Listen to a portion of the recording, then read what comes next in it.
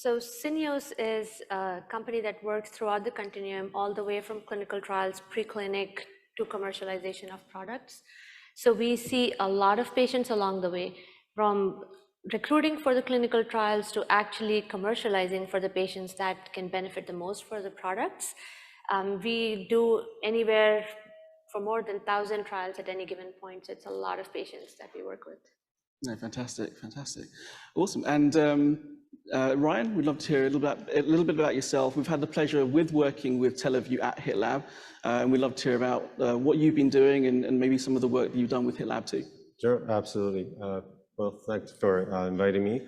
Ryan Dalarami, I'm the founder and CEO of Televu, and so Televu brings you an ecosystem of connected care using multiple modalities. So if you think of digital health and virtual care, everybody kind of thinks about the video aspect of the communication. So we bring it to a next level, which includes different types of video from multiple feeds with multiple form factors and with the added element of augmented reality and artificial intelligence. Fantastic, no, wonderful. And Ryan, I believe you're exhibiting tomorrow. So those of you who are in person and lucky enough to be coming tomorrow, please do check out Ryan's exhibit table tomorrow, where he'll be demoing Televu to all the attendees.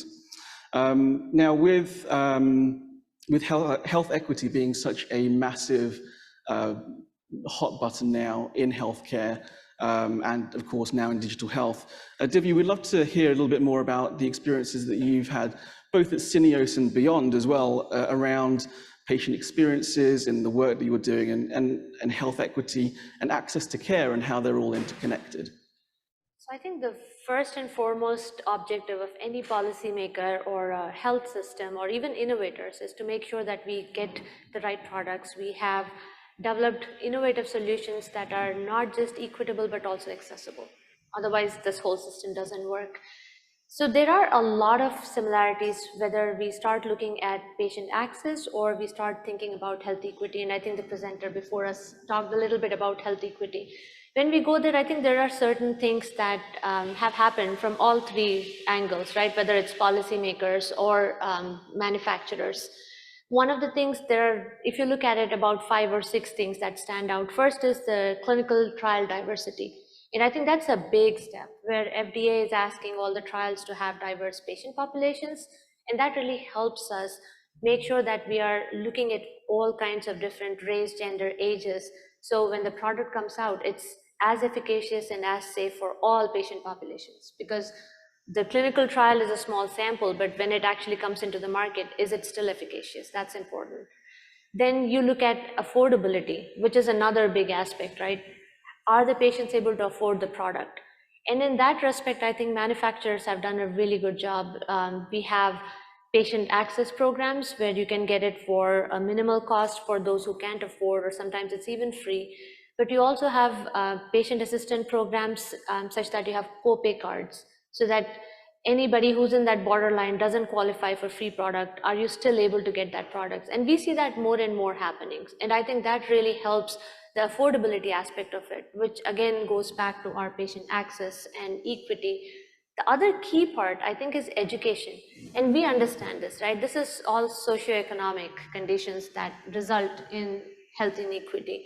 And are we educating them? Are we looking at those populations, trying to talk to them in their own language? Maybe culturally they're different. Are we making provisions so that they are able to understand? And we know this, right? There are some low-income communities that are more susceptible to certain kind of disease. Are we educating them? Are we giving them the right tools to ask the right questions when they get to physician? Are they able to afford physician? And you are all in digital health, so you know this, having telehealth capabilities so that communities that can't afford to maybe go to a very far off place, maybe they don't have the money to see a doctor who's a specialist, can we do something with telehealth where they can still have accessibility to that? Another very small thing, but extremely important, is food labeling. And I think that came from the policymakers, right? We are not all nutritionists, but having the label to say, hey, this is more than 100% of your daily intake in terms of sugar, helps make choices for those patients who can't be that person who's very well educated. They can still make healthier choices. And I think That's another big improvement that has come up. Another one is partnerships. More and more companies and hospitals are partnering with community advocacy groups to understand the pain of the patients. What are the challenges? Is it just transportation? Is it the language barrier? Is it you don't understand what a certain label means, or certain even basic clinical trial? If you want to apply for it, do you have a form in their language? Like, are they able to read everything when they consent? Do they understand what they're signing up? Basic things like that. And last but not the least, I would say, even companies, when we are hiring, we are looking for diversity, equity, and inclusion. And I think that's a huge part of how we make this access and equitable, things happen. Because now when people are working on those products, whether they are scientists, whether they are people who are trying to bring it to market, they understand their communities better than anybody else. So are they speaking the language that these specific communities will understand? So it's not just a group of people that don't understand all the different dynamics trying to do something. It's all these people coming together, being part of that decision making, part of that innovation, that really bring this access to the patients. So I think it's a very connected world, and technology helps immensely to bring all of this together, but they are connected, and I think we have to do a multi-pronged approach to ensure that we are working on all these aspects. Yeah, no, I think that's, you put it in such a really amazing sort of holistic way in terms of really looking at it in terms of the overview of, how we drive that, interconnectivity of health equity and access to care and the patient experiences by having those education pieces that can't live without the monetary and the affordability rates, as well as getting to really understand that there's also the whole idea of being able to tie in all of those different pieces that you mentioned too, with technology sort of being the adhesive that puts everything together. So I'd love to bring you in here, Ryan, being a technologist, of course, and letting us know from your point of view with the technology that you're developing right now, that really focuses around sort of that telehealth piece, how that works in terms of the form of telehealth and how that increases access, and ultimately like how that increases health equity as a whole to sort of bring everything together. Absolutely. I think I want to step back a little bit and say, why do we even have digital health? I think at the end of the day, it's all about clinical decision making. So prior to the pandemic, we all had seen that people go to visit their physician inpatient. Because of the pandemic, things changed. Now you have to have other means of doing it. Now, when you go to a patient bedside, making the decision is important. And if you make it in a timely fashion, that could mean difference in outcomes.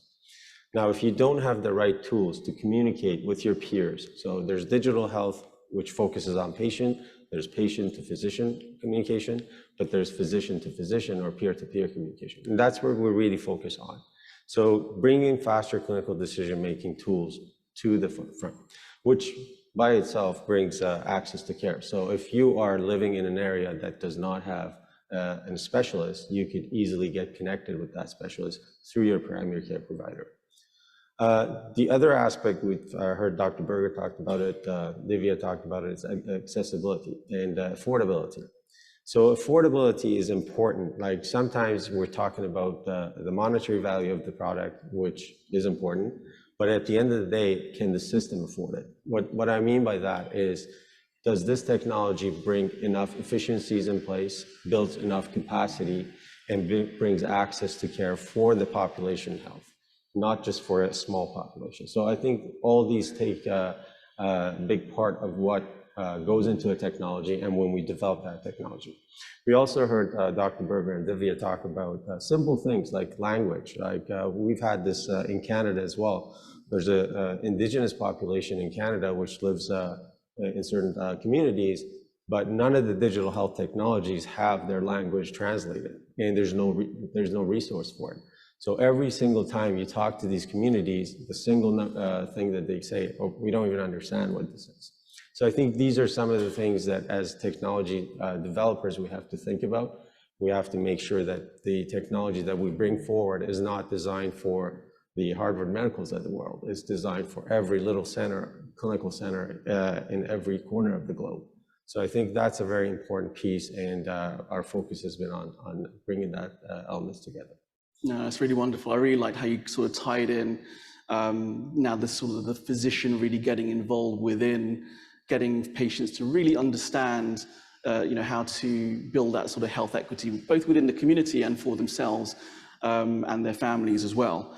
Now, I know we're sort of wrapping up here because we've only got the 50 minutes, of course, and you both spoke really beautifully about the here and now in terms of where we are with health equity and inclusion and diversity and how technologies bring that all together. Being the technologist that you are, of course, Ryan, and the work that you're doing right now, Divya, with Syneos, I'd love to hear from your points of view, like what the future of technology looks like to you, and also what health equity also looks like from your standpoint too, and if there is maybe one of the specific points around affordability or accessibility or education that you think is probably the most important piece that needs to be driven right now. Absolutely. I don't think there's any shortage of cool stuff when it comes to technology. Like, every company has lots of different ways of presenting you with technologies that look great. But what does it do for the patient? What does it do for the health system? I think the future of healthcare and digital health is going to be focused on that. Again, I go back to Dr. Berger's comment about the senior population that don't have digital literacy. So does that mean that they shouldn't have access to digital healthcare? Could we not have potential community sort of platforms for them to go to the technology as opposed to bringing technology to them? So there are different ways that we have to think about when we're delivering our technology. It's not just direct to the physician, direct to the patient, or in between. There should be some element of community involvement to make sure that everybody has access to that piece of technology, not just because they don't have internet. And we have another good example of that in one of the indigenous communities.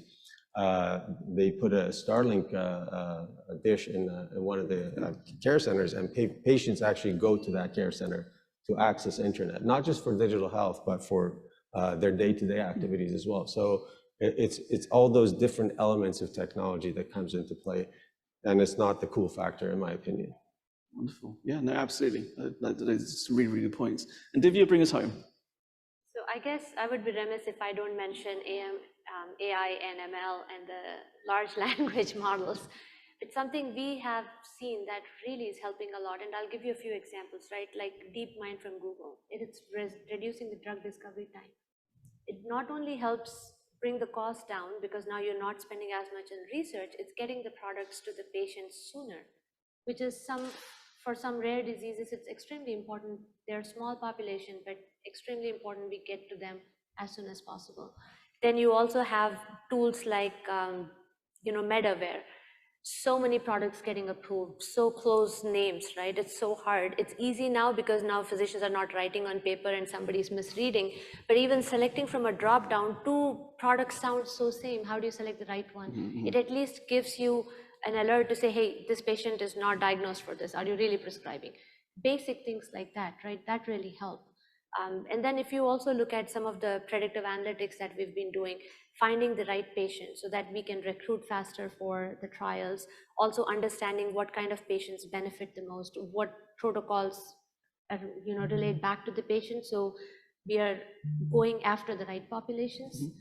All of that actually really helps bring back to Ryan's point, not just the health equity aspect, the patient affordability access piece, but also brings us closer to where we need to be because technology is moving fast. Are we keeping up with it?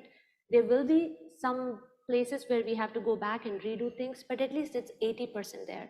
And I think one example, last one for me, we used to do patient journeys, right? To really understand where is the patient. It's a 12-week exercise. You interview a lot of patients, you build the journey, then you go back to patients and say, hey, is this what it looks like? It was a 12-week, very intense exercise.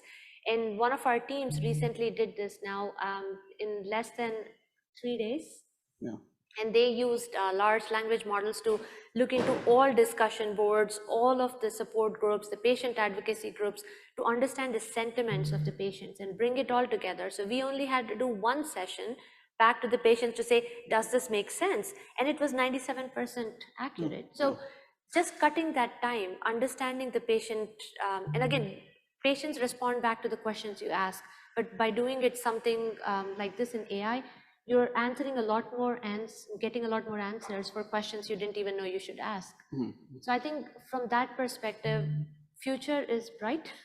We're getting there. It'll take a few iterations, I guess, to get there where we need to be, but it's very promising. Yeah, absolutely. I love that. Thank you so much, guys. Ryan, Divya, thanks so much for your time. We really appreciate you coming on and sharing your thoughts with the audience, both in person and online.